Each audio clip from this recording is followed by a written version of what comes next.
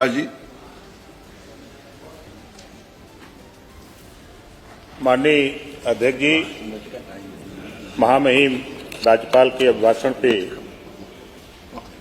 चर्चा पर बोलने के लिए आपने समय दिया, इसके लिए धन्यवाद।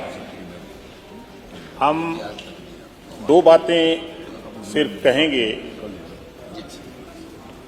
माननीय संसदीय कार्य मंत्री जी नहीं हैं, लेकिन वो सुन रहे होंगे।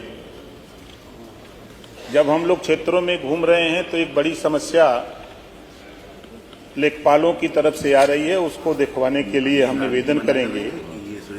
ये गोंड और खरवार के सर्टिफिकेट का मामला है, क्योंकि कुछ तहसीलों में बन रहे हैं, कुछ तहसीलों में नहीं बन रहे हैं।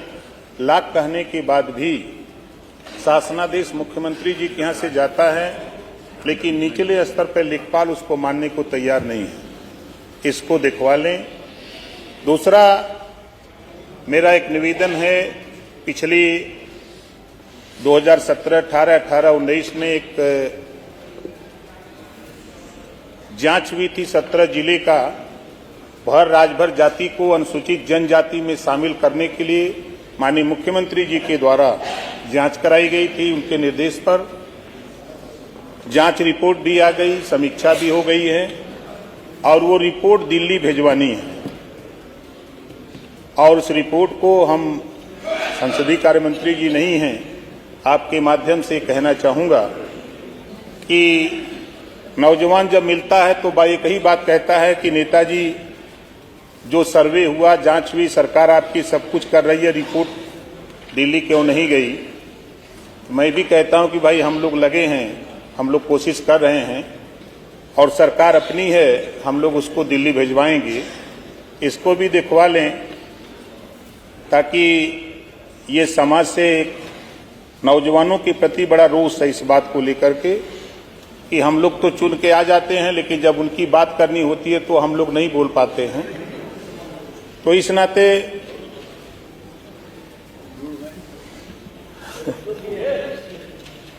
माननीय अध्यक्ष जी, महामहिम राज्यपाल के अभिभाषण पर मुझे बहुत अच्छा लगा एक काम कि जिस बात को अभी हमारे पूर्व के सदस्य ने कहा, घरौनी का मामला।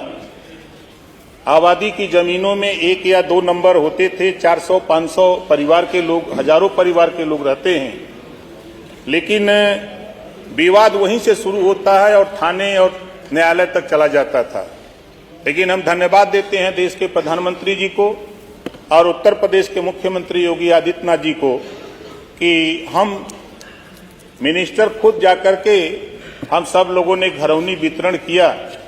तब हम लोगों को भी पता लगा कि एक ही नंबर में 400, 500, 1000 परिवार रहता है या 2 नंबर में। अब जो परिवार जहां रह रहा है उसका सीमांकन करके उसके नाम से नंबरिंग करके उसके खाते में दर्ज हो रहा है।